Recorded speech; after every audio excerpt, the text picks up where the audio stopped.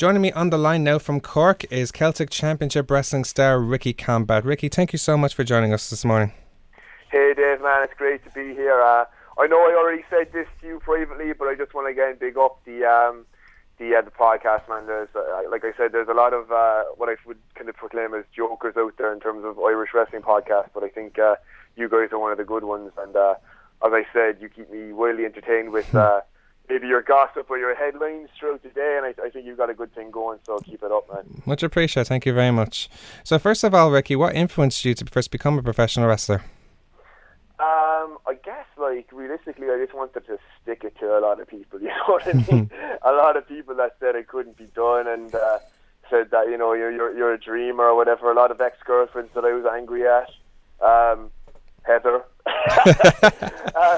No, like anybody else, I started watching wrestling when I was kind of young, and I think I graduated from the Power Rangers up to Pokemon, and both those things were kind of were outside of my grasp, and then eventually it turned to professional wrestling, and I kind of figured, hey, this is actually a bit more realistic, and eventually, I guess, here I am. So that's the short version of the story. The long version, you know, is a story about betrayal and me getting back at Heather. Well, there you go. I suppose sometimes revenge is like it's very sweet, and in this case, it is for yourself becoming a pro wrestler. So, how would you describe the Ricky Combat character and persona? Yeah, I guess my persona, it's certainly, I would never kind of view it as complete. I definitely feel like the character aspect of a wrestler is probably the most important aspect.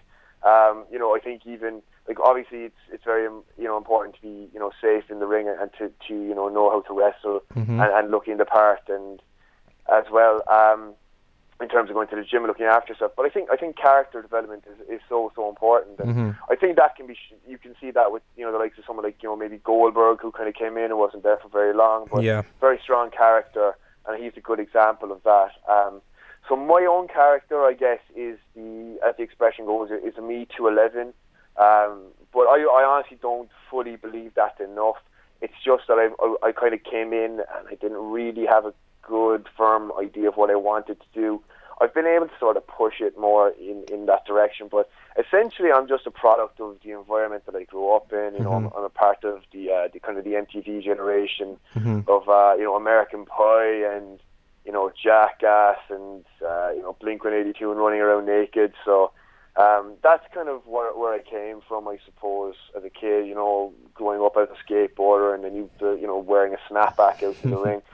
Things like that. I guess it's just small little things that I've taken with me and sort of pushed into who I am today and who I put in front of the audience when we were doing a show. That's pretty cool. You mentioned you have all these influences like American Pie and like a skateboarder sort of theme as well. Yeah.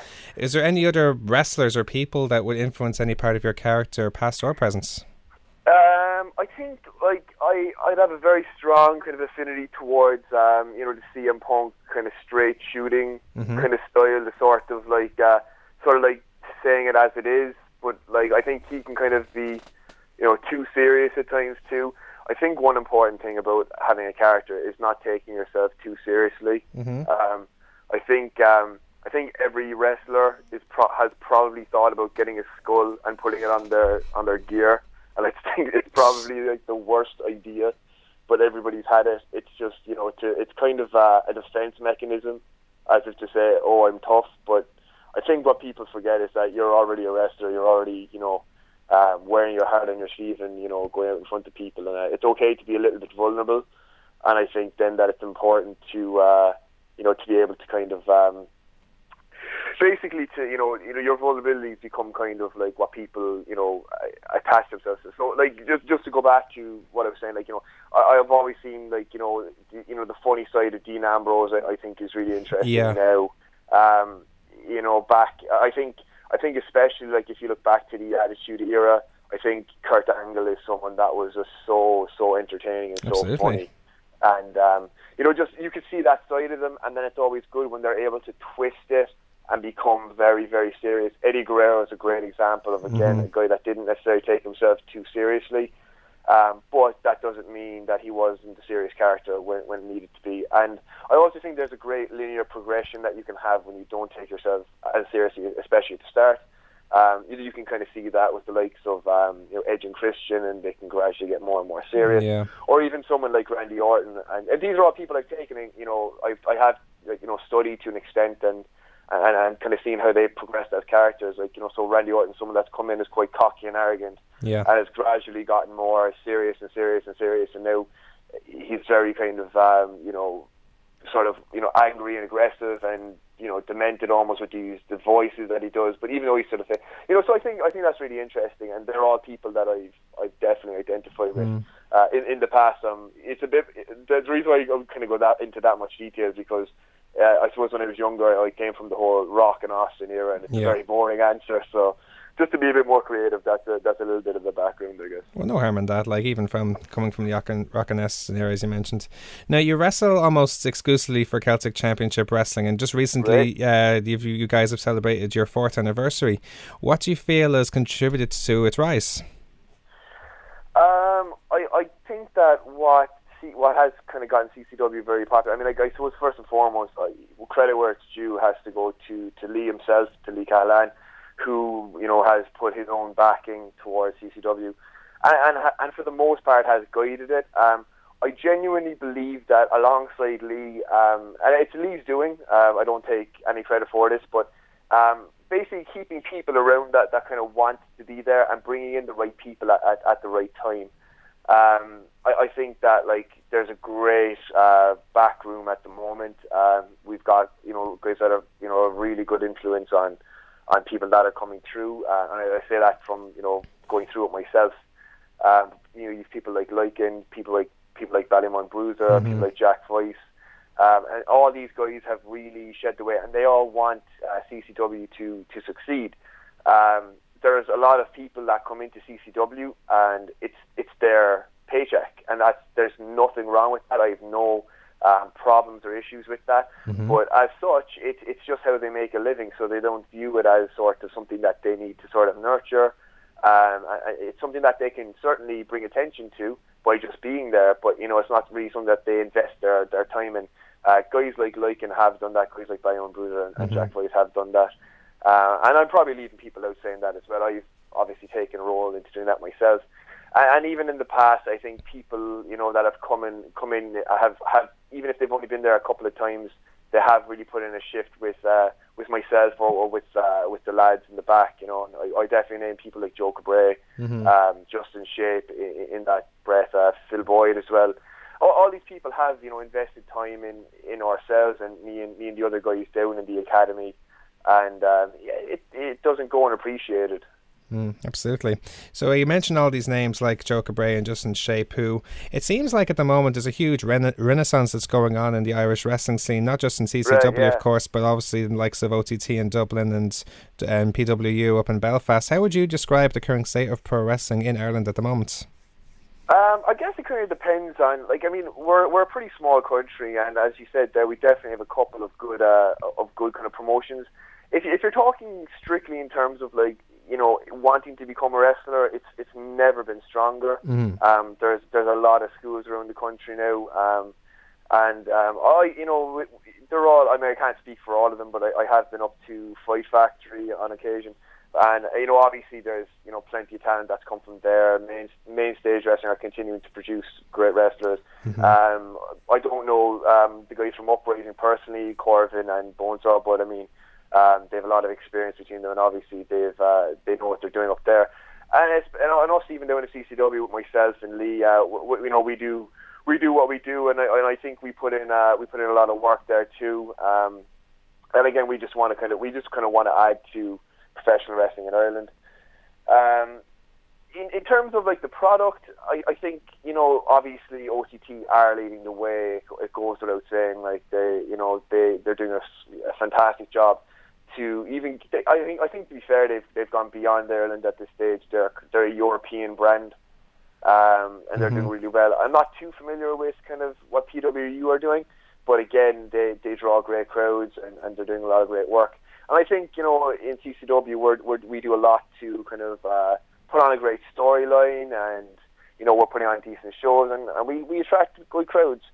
As for the other promotions, Main Stage and Fight Factory, I don't know exactly how much kind of storyline driven stuff that they're doing. They definitely still run shows, and so do wrestling.ie. Just a few other promotions as well. There's a lot going on. There's a lot of wrestling. There's a lot of variety. Some of those shows cater to kind of the more kid orientated market. The kind of 5 to 12. Obviously OTT are going over 18s, and yeah, so CCW kind of do something along the into the middle, and we kind of try to do the whole PG plus sort of so even our sort of not over 18 shows will still have a lot of not adult themes, but sort of kind of pushing boundaries and things like that. Yeah. I'm not going to start chanting chicken at anybody or anything like that, which is absolutely fine within the right market. It's just that's not the sort of show that we're putting on. But I mean, I guess wrestling's never really been stronger. Absolutely, so it's pretty good. It's pretty good indeed. It's like so as a fan yourself, then Ricky, who are your favorite? Actually, in the ring, I should say first of all. Right. Who you obviously you're one of the most experienced guys in CCW. Who are your favorite wrestlers to be in the ring with, and why? I've been lucky that I've gotten to be with a lot of the the guys that I've been able to learn a lot from people. I mean, I definitely learned a lot from the Executioner coming in, and when I was kind of cutting my teeth. And from there, I guess I think I've had some good matches with Xavier Burns, who's a good friend of mine as well. But I mean, I remember, I've had the absolute shit kicked out of me by Bruiser. So he's one of my favourites to be in there with. He always looks after me. I think Lycan as well has always been, a lot of fun, and I think we've always been able to put on, good matches together. Absolutely, so that's pretty cool. So, what would you consider your highlights in your wrestling career so far? I don't really know if I have, kind of many personal highlights or, achievements. I mean, obviously becoming the heavyweight champion for CCW, was a big part of it. But I truly just do believe that it's a part of a storyline, and it's just, it's the role I was given for a couple of months, and now my role is something else, and it's, kind of moving back towards it, or so be. If you want to really kind of break it down, I suppose the biggest achievements I've had are kind of actually getting into the ring and staying in there, and being able to get into a position where I can kind of work a main event style match and just or work kind of a more mid card or kind of an opening style match, and learning all that. So I mean, that's where I really kind of would emphasize my achievements, I suppose, is in being a well-rounded wrestler. And also, I suppose, just being a part of the locker room. It's fantastic that even in a locker room where we recently welcomed back Vic Viper, who I'd never really met before, I can kind of meet this guy kind of for the first time and sort of shake his hand. And I mean, I would never say I'm on the same level as someone that's been in the business, for 10 years longer than I've been. But it was awesome to kind of come in there and just shake his hand and sort of just be able to kind of break balls with him and have him make fun of my gear and stuff, and it's good fun, and immediately I find myself in a position where I'm part of the gang, I guess. So I think that in that kind of, they're the kind of real, I suppose, achievements that I would kind of value. That's cool. Like, you value those sort of achievements from outside the ring as opposed to inside the ring. Absolutely, yeah. So, Absolutely. So now I was going to bring up now, as a fan now yourself, who were your favourite wrestlers growing up and even right now? Okay. I guess as I said already, kind of growing up, I was the Stone Cold Steve Austin, The Rock kind of a guy, and later on a little bit of Brock Lesnar too. He was pretty cool when he was kind of actually leaving, I guess.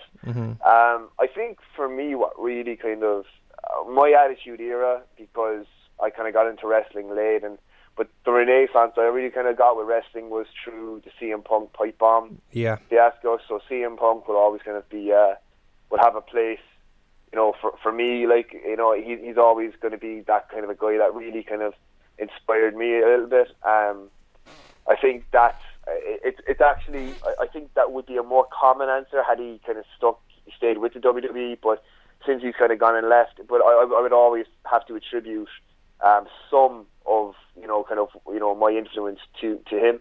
So he's a big guy in my eyes. I think just throughout the years, guys like Jericho, who's shown such kind of longevity and great vision and being able to reinvent themselves. Again, just to kind of reiterate what I said, a second ago, just kind of behind the world titles, Jericho is a guy that's been able to come back so many times and stay relevant and, put other people over or whatever, but maintain his own stature. And I think that just shows great, longevity and great vision. And, you can... they're the kind of things that can't be measured in world title wins and such. But it's only right that he got to hold the world title. It's like even Shawn Michaels. I mean, how many times did he win? The big one, was it 3 times, 4 times? It was 4.